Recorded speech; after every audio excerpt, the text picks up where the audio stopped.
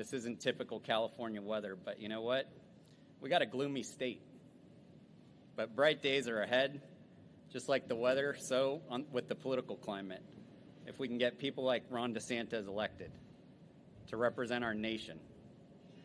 So I just want to welcome Governor DeSantis and distinguished guests to Los Angeles Harbor Grain Terminal. My name is Dwight Robinson, and I'm the president and CEO of our business. Our company was founded in 1958 by my wife's grandfather, Howard Wallace. In the late 1960s, my father-in-law, Howard Jr., joined the business, and it flourished. We did well, and we grew. We were able to hire a lot of people and ship a lot of product. Today, the third generation, my wife Holly and I, my brother-in-law Adam and his wife Elisa, and my sister-in-law Jamie and her husband Todd are working hard day in, day out to keep this family business, this legacy, alive. But it's becoming more difficult with each passing day as we watch California deteriorate.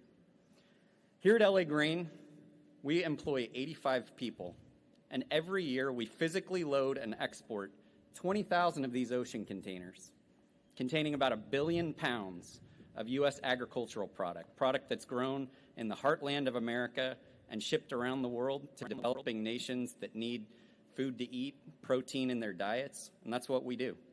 We own 23 big rigs, including the ones you see behind me, and we use those to deliver the 20,000 containers to the port docks each year. We're gathered here today to talk about those big rigs and yet more burdensome government regulations that have left and will continue to leave our state in an economic malaise if we don't course correct immediately. Unfortunately, instead, in 3 short months, the California Air Resources Board's drayage truck rule goes into effect. This new regulation requires that all new drayage trucks registered to operate in California's ports will have to be zero emission, basically battery electric or hydrogen powered. Those trucks barely exist today. They barely exist. And they're in very small numbers. And the picture is essentially non-existent. Many nights, I truly lie awake at night worried about the future of my business, what those regulations are going to do to impact what we do here, the people we employ.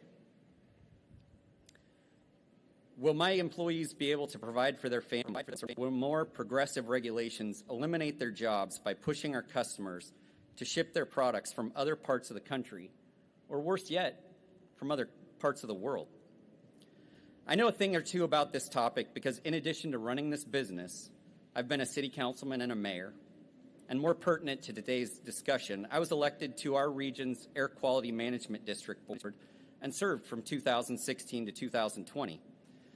This board is the largest pollution control district in the U.S., encompassing a population of nearly 20 million. While on that board, I tried time and time again to educate my Democrat colleagues about the trucking and logistics industry and what it takes to run a real business that provides an essential service, and to help them understand the long-term ramifications of the actions they were taking.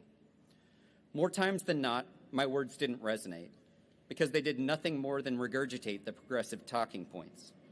But practically speaking, what are those ramifications? We've got increasing the cost of shipping, resulting in inflation for all consumer goods. Every time California passes more regulations, and I used to say this on the AQMD board, I envision champagne bottles popping along the eastern seaboard as they celebrated their new one business. And California has lost a lot of business to the East Coast ports over the last few years, some of which will never return, and this is going to make it worse. Curiously, this will result in actually increasing overall pollution. You might ask how. It's going to push import and export cargo away from the most efficient routes, causing the cargo to move through the Panama Canal to the Gulf or the East Coast ports, and then eventually to its final destination.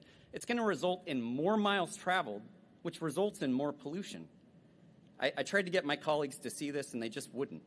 Another ramification is that many thousands of middle-class and blue-collar logistics jobs in California will continue to be lost.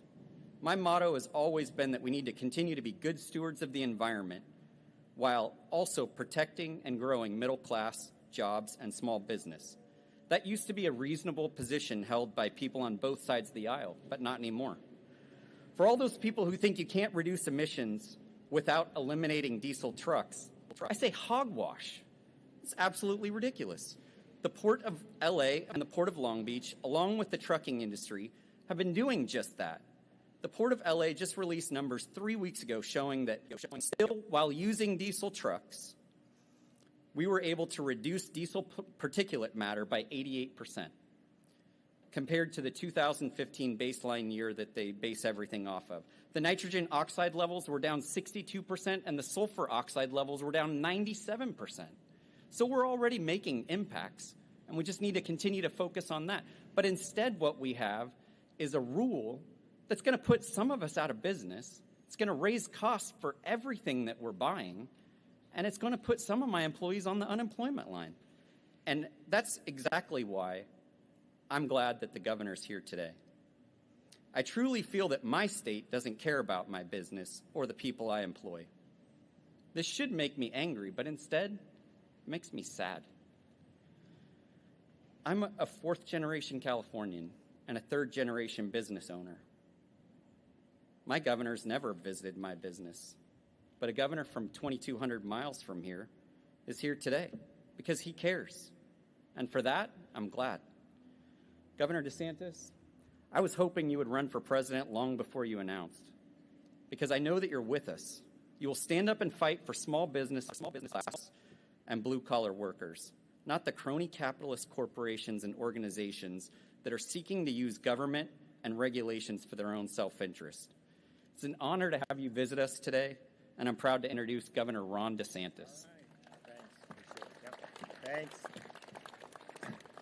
Well, thanks so much. Thanks for having me. It's great to be here. We've been out in California all week in anticipation of and now in the aftermath of the presidential debate at the Reagan Library. I remember, growing up in Florida, that California was a long way away for me. I never got to spend much time here until I was in the U.S. Navy and got orders to Naval Amphibious Base Coronado to join Naval Special Warfare Group 1 in anticipation of a deployment to Iraq. This is 15, 16 years ago that happened. And I'll never forget checking into the bachelor officers in beautiful Coronado. And as a Floridian, the first thing I look for is the air conditioning. And they say, you don't need air conditioning here. Just open the window. It's nice. And I'm like, okay, great. Open the window. There's no screen on the window. In Florida, you got to have the screen because, we have bugs. No, you don't even need a screen. You just do it. It's nice and fresh. And I'm like, man, this is pretty good. I could get used to this. And we were in there. We were training in Coronado for a while. And then Iraq, not the best place in the world to be. So you come back, and I'll never forget landing at Naval Air Station, North Island in Coronado after being in Iraq for all that time. And then just getting off the C-5 and then the freshness of the ocean air hitting you, and you're like, man, it's great to be back in America. And I understood kind of being out there why so many people for so many decades have built a pathway to come out to California. And so it was a little odd for me when I became governor, having been born and raised in Florida. I don't think I ever saw a California license plate in my state. Now all of a sudden I become governor, and I got a lot of California license plates showing up in the state of Florida, particularly after COVID started. A lot of my supporters were concerned about how some of those people may vote in Florida because at that time Florida was considered a very competitive state.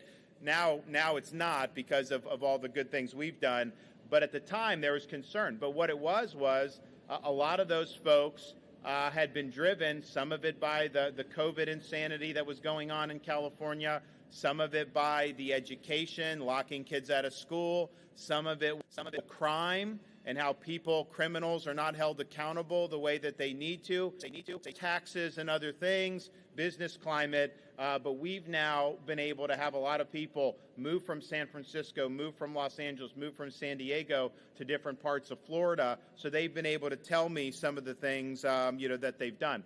And I think it'll be an interesting debate when we have on November 30th, the debate between me and your governor here in California.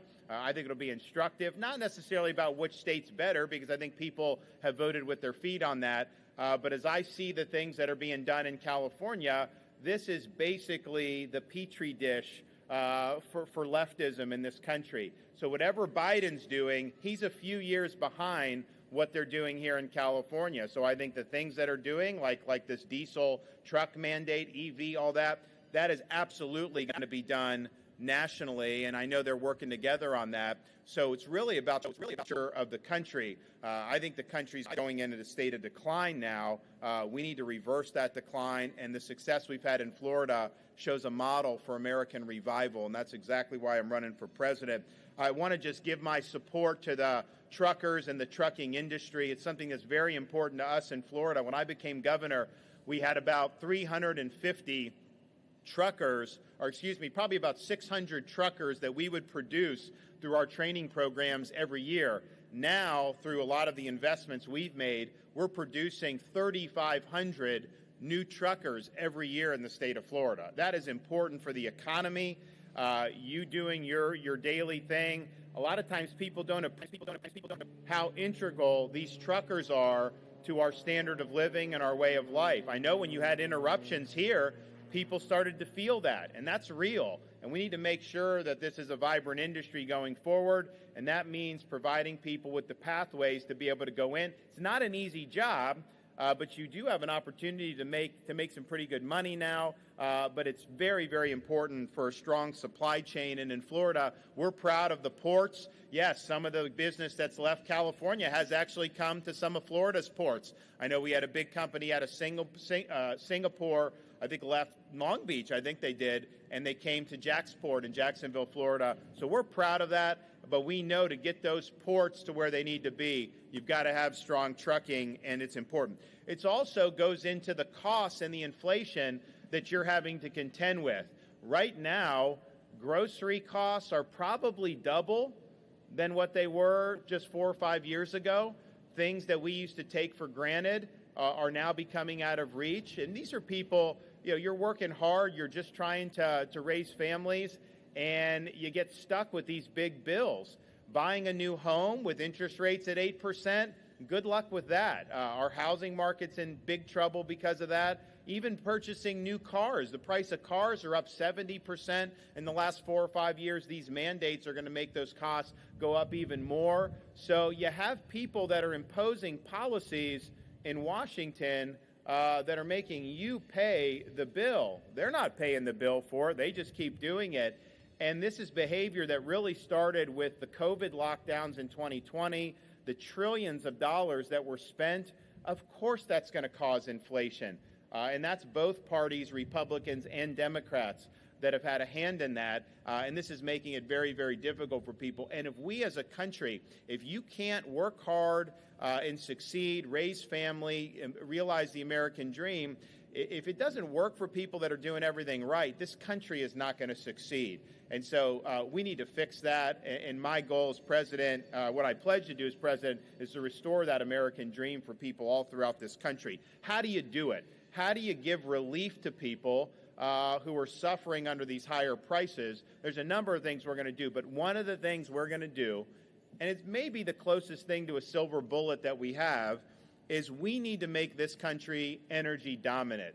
Yes, independent from needing foreign countries, but more importantly than that, we need to be by far the dominant energy producer in the United States. That means we have to use more of our resources here in the United States. We have to choose Midland over Moscow. We have to choose the Marcellus over the Mullahs, and we have to choose Bakken over Beijing. It is good for your bottom line. As president, I want you to pay lower gas prices. I want you to have relief at the grocery store. I want you to be able to afford a home. I want you to have lower interest rates. All that piece of the puzzle is American energy dominance, because the energy costs implicate every single thing we do throughout the entire economy. When energy goes up, not only are you paying more at the gas price, and I'm seeing $7 a gallon out here in California. I don't know how you make that work. If Biden and California leaders have their way, I think that'll go even higher in ensuing years. Good luck being able to afford that. That's totally unacceptable. So we want to lower prices, particularly in California. And there's got to be a way to not let those regulations here cause the price to be as high as they are, because as high as gas has gotten nationally, it is lower than it is here in California pretty significantly. So people here are getting really socked with that. This will help drive down inflation, energy dominance overall, and we need to deliver that for people. But, you know, you look at it, it will help our national security. Why would we want to do things that are going to make us more dependent on China? Why would we want to do things that are going to empower Russia or Iran or Venezuela? It makes no sense. Energy dominance will make this country more secure, and we're going to deliver that. And part of the way we're going to deliver that is we are going to reverse the Biden mandates for electric vehicles. We are going to save the American automobile. You should be able to purchase the car that is best for you and your family. You shouldn't have Washington, D.C. or the state of California telling you that you can only buy the type of car that they want you to buy. They say that this is somehow better for the environment to force electric vehicles, but I can tell you one thing is the things that go into making these come from communist China. I don't see how it's better to rely on China for anything. China's doing a lot with electric vehicles in their own country, but guess what? You can't just look at an electric vehicle and say, what is the emissions from that? You have to look at what is going into creating the power that you need to charge the battery. Where does China get power from? Coal-fired power plants.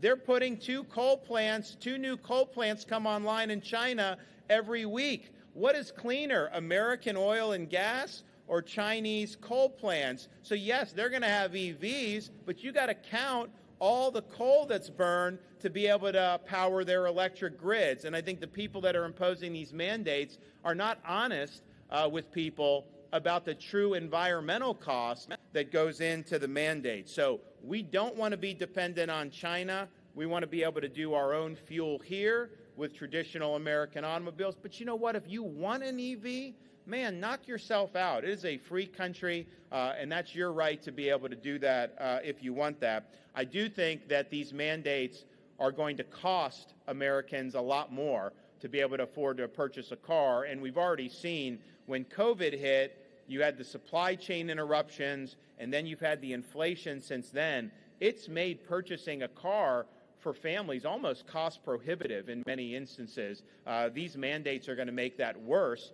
You're going to have a more difficult time affording an automobile because of government mandates, and that is wrong.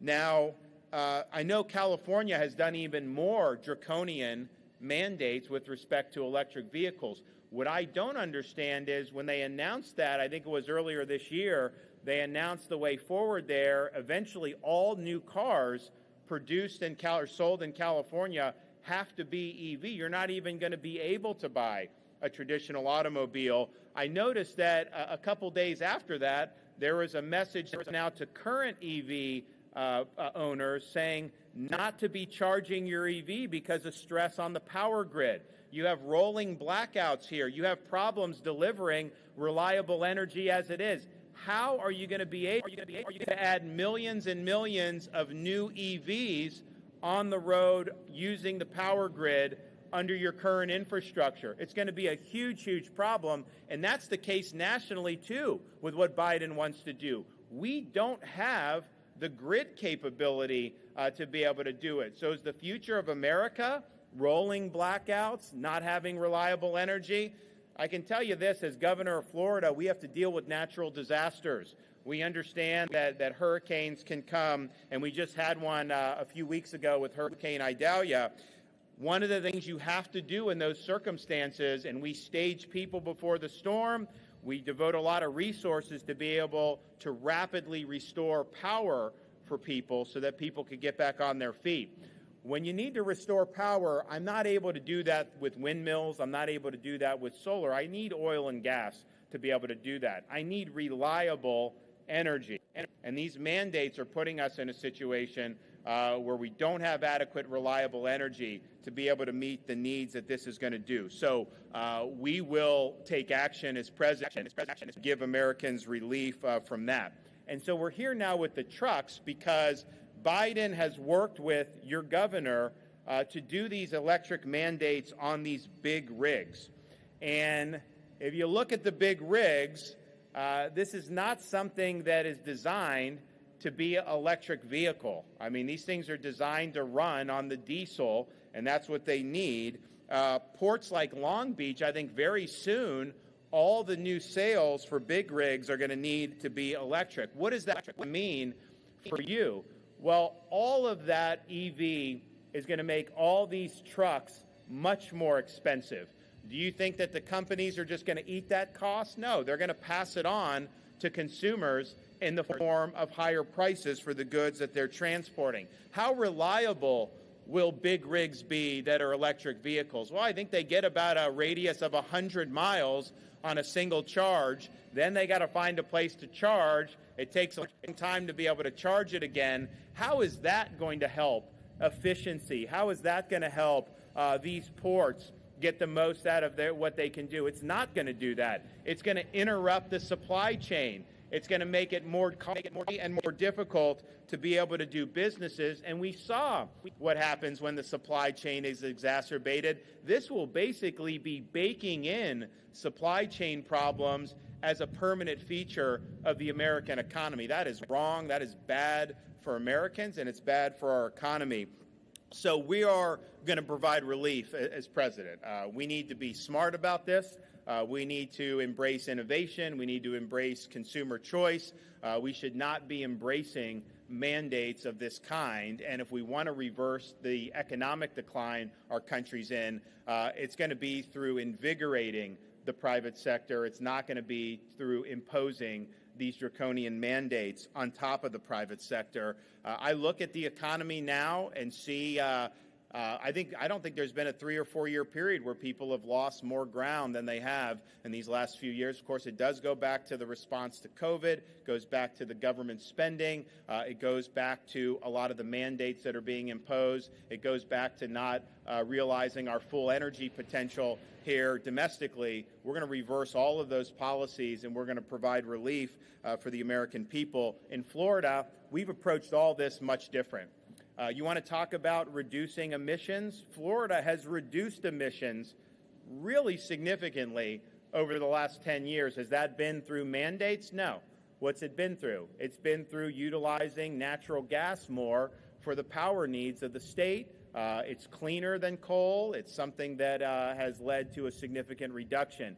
If you're serious about doing things like reducing emissions, you should be embracing natural gas in this country. We have more reserves in places like the Marcellus Shale than anywhere else in the world. We could power the world for decades and decades and decades just with natural gas. We would be able to export from there.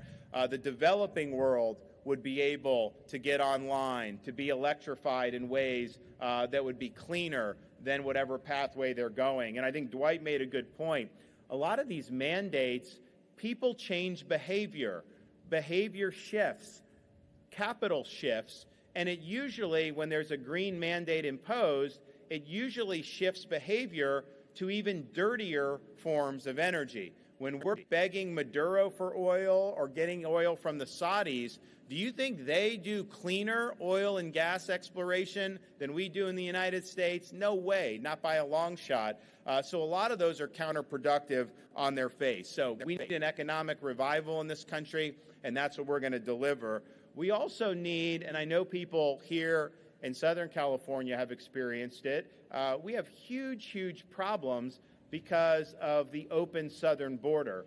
Joe Biden is basically derelict in the performance of his duties. He took an oath to take care that this Constitution of the United States was faithfully executed, that he would faithfully enforce the laws of the United States, and now he's allowing the Mexican drug cartels to run roughshod over the southern border. We have millions and millions of people pouring in. We don't know who they are. We know some are coming from Russia. We know some are coming from Iran. We know some are coming from some pretty bad places, and yet They persist on coming through with no end in sight. And it's probably worse today than it's been at any time throughout Joe Biden's administration. Drugs are pouring across the border, human trafficking, sex trafficking, really, really bad stuff.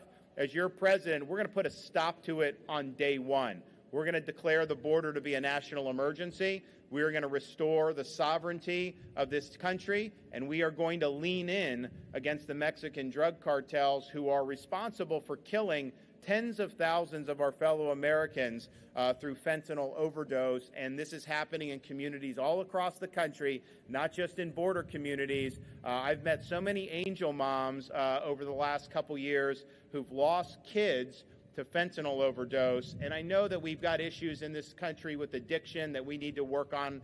But the thing that strikes you is you could have a young kid think they're taking some pill. If it's laced with fentanyl, they could die just on that one pill. And these are people that are not even addicted to drugs. They may have made one bad choice, and all of a sudden their life is over. That's brought a lot of pain to communities throughout this country, and it needs to stop, and we will stop it. The other thing that we're going to do is we are going to restore law and order in this country. Just being in Southern California over these last few days, my wife and I have run into 4 or 5 people that reported that they've been mugged in the last year in different parts of Southern California. That was not the case here if you went back 20, 25 years ago. There was a dedication to law and order all throughout the country. Now you have certain jurisdictions where prosecutors are not willing to hold people accountable for criminal misconduct. Some of the laws they just don't want to enforce, and so the inmates end up running the asylum and public safety collapses. And so when people are telling me that when they go shopping, they take off their jewelry because they don't want to get mugged, even in nice places in LA, that's a huge, huge problem. We can't allow people to not do their job and put the citizenry at risk by letting criminals run the street. In Florida, we had 2 different prosecutors who got elected on similar platforms to your prosecutor here in LA County and said, you know, some of the laws they're not going to enforce. Well, I removed them from their posts because that is not their job to pick and choose which laws to enforce. Their job is to faithfully enforce the law and to protect the citizens of their jurisdictions. In Florida, we stand by the police. We support what they're doing. We support their mission. We don't allow prosecutors to let the inmates run the asylum, and we hold people accountable for their criminal misconduct. That has resulted in Florida's crime rate being at a 50-year low. And that's just a matter of will, it's a matter of leadership, and it's a matter of policy. But I'm really proud of what so many people have done. And oh, by the way, anybody in law enforcement out here in Florida, if we recruit you from out of state to come work at one of our agencies, we give you a $5,000 bonus right off the top. And it just shows you that we value what people do in uniform. We know it's integral to have a safe and secure society. And we can talk economy, we can talk education, we can talk about all these issues that are so important. If you don't have safe communities, all that stuff goes by the wayside very, very quickly. So I want to thank everybody who's been here today. I want to thank the truckers. I want to thank everybody associated. It's been great to be out here for the week. We've been able to cut ground in terms of the debate and all these other things, and we look forward to being able to make it back. We'd love for you to come to our website at rondesantis.com, and we look forward to seeing you in a lot of these early states in the days and weeks and months ahead. Okay, anybody have any questions? Yes.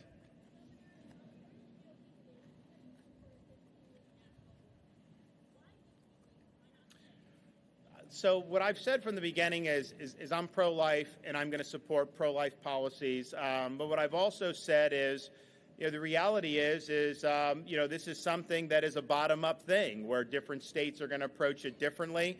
And I have not had a lot of confidence in Congress being able to deliver anything productive on a variety of fronts.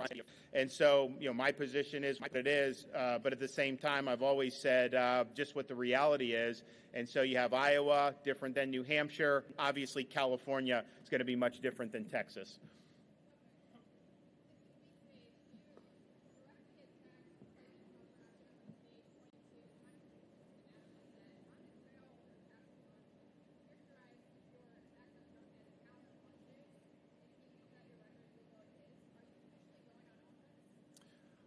I really believe that every candidate owes it to the voters to show up and earn their vote.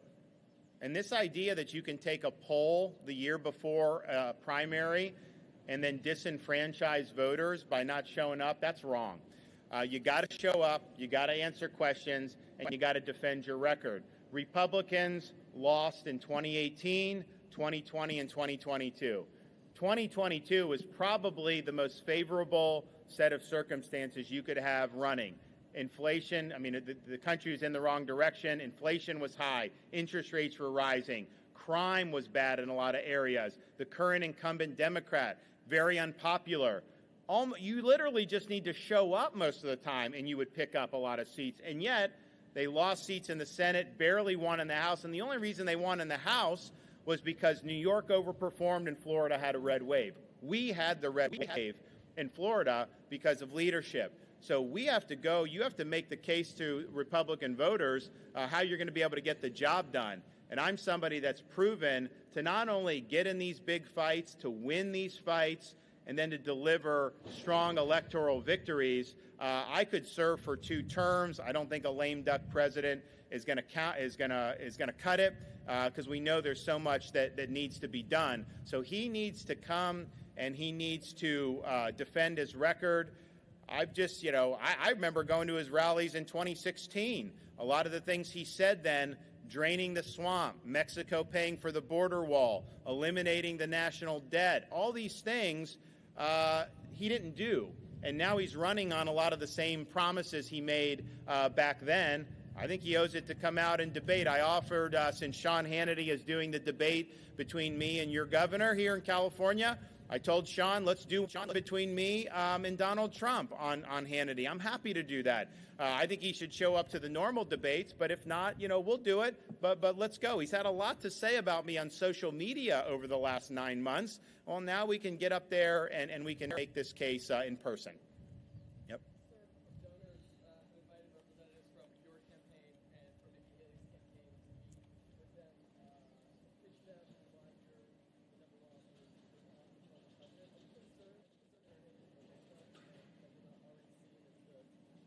No, no, not at all. I think like anyone that watched that debate the other night saw, there was one person who acted like a president should act.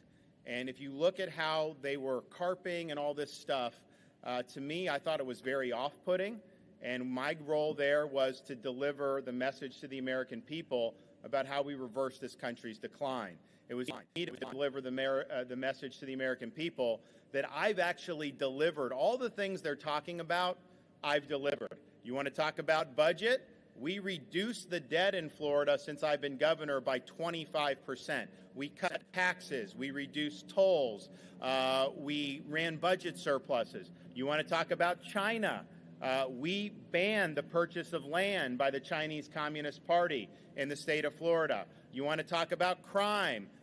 We have the death penalty for pedophiles reinstated in Florida. We support police with bonuses and making sure our streets are safe. You want to talk about illegal immigration? We banned sanctuary cities in the state of Florida. You want to talk about things like education? We have universal school choice in Florida. Every parent has a right to take a scholarship to a private school. They can go to a charter school. And even within the school districts, they have choices to be able to go. On issue after issue, I've delivered where these other candidates have just talked. And I think it's very clear as you look in these early states where this stands. So we're going to be the candidate built for the long haul. We're going to get the job done starting in the early states, and we'll be able to bring this to a conclusion, hopefully pretty quickly. Yes.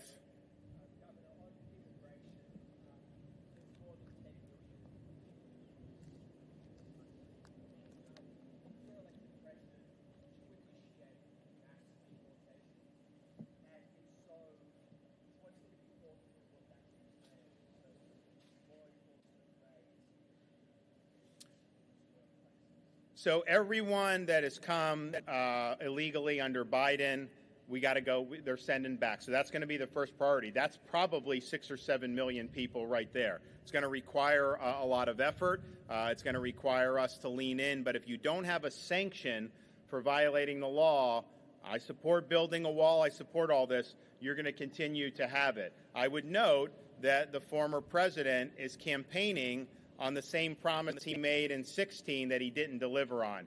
In fact, Obama's first term, there were more deportations than under Trump's term in office. Now he's saying he's going to do this great thing. He had 4 years and didn't get the job done. We're going to get the job done, but I definitely think the people that are coming over, kind of last one in, first one out, and we're gonna really push forward strongly on that.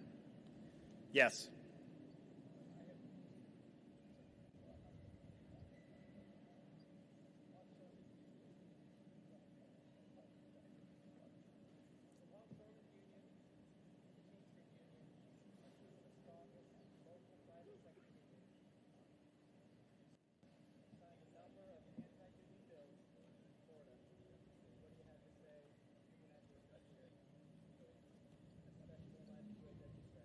So, I think the bill you're referring to in Florida was we did pay protection with respect to teacher union dues, and I think that should be absolutely law. I mean, I look at California and how the teacher union has a hammerlock on the education system here. I think it's been really bad for education in California. We just got ranked #1 by the American Legislative Exchange Council for Education. We're ranked #1 by U.S. News and World Report. The most recent NAEP rankings, the nation's report card, first post-COVID, we're 3rd and 4th, respectively, in 4th grade reading, 4th grade math in the entire country. In Florida, I can tell you, when I was growing up, California education was one of the top, certainly in years before that.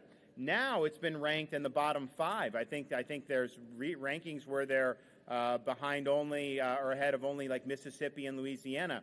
And I think it's because of the teacher union. So what we did in Florida is we said, okay, you can join this if you want. You can't automatically deduct dues from your paycheck. Because what they do is they pressure people to sign an authorization form, they give it, and then the dues just come out automatically. So we don't do that with these school unions. If you want to join, you can join, but then you give the money directly to them as you see fit. What that has done is I think it's shown just how much money has been taken out. People can make a judgment about whether they think that's good or not from them. I can tell you the school unions in Florida have fought us on almost everything, and yet I've delivered more pay increases for teachers than any governor in the history of Florida. We've done billions of dollars in increases in teacher salary, increasing that average minimum salary so that we can recruit more teachers. It's very important. The school unions, though, in Florida, when we said in COVID, every school needs to be open in June of 2020, they sued me in court to try to close schools. So if they had their way, they would have locked these kids out of school for a year and a half, like they did in San Francisco and some of these other places.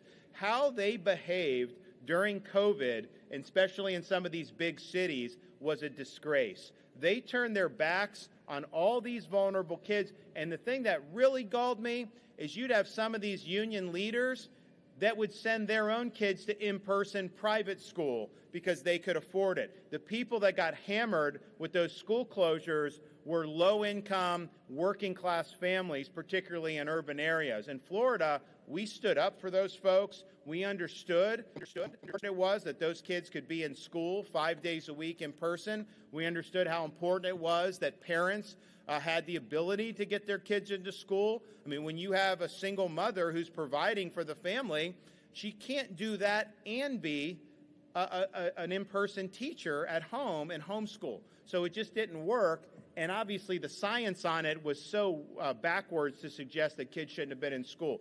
But those school unions fought us on that. We beat the school unions. We got kids in school in Florida. And I don't think you would see our performance be where it is had we followed what some of these other states did by denying kids the right to an in-person education. We fought, we won, and the kids in Florida are better off as a result of it. Yes.